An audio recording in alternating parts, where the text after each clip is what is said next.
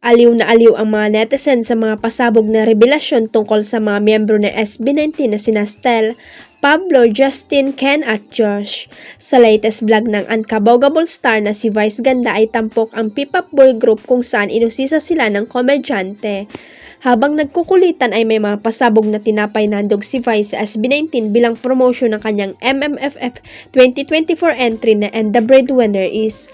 Para sa mga hindi aware, ginamit ni na Vice sa kanilang pelikula ang kanta ng P-pop boy group na Mapa bilang OST.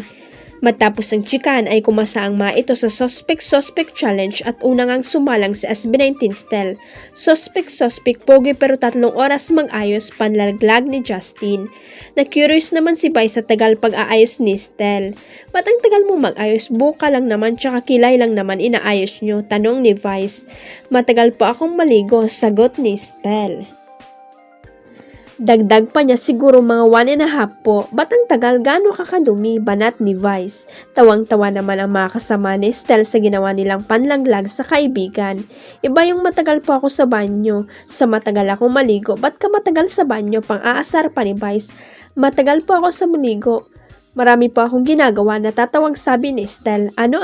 Follow up ni Vice. Sagot naman ni Philip, nagbe-breakdance, nagpa-practice ng sayaw, sabi ni Pablo habang sumasayaw. Inamin ni Kailin Alcantara na ludin niya si Heart Evangelista, may binuking din siya tungkol kay Kobe Paras. I love her so much. Ito ang mensahe ni Kailin para kay Heart Evangelista na aminado niyang iniidolo talaga niya. Sinabi ito ng aktres kasabay ng brand ambassadorship announcement ng Zalora Philippines. I know that Ate Heart is part of this brand and I'm such a huge fan, sabi ni Kailin. I love her style and personality and we're one big family now, dagdag pa ng aktres. Sa parehong event, binuking ni Kailin, gaya raw niya, ay shopaholic din si Kobe Paras. Pare raw siya na may strong sense ng fashion style.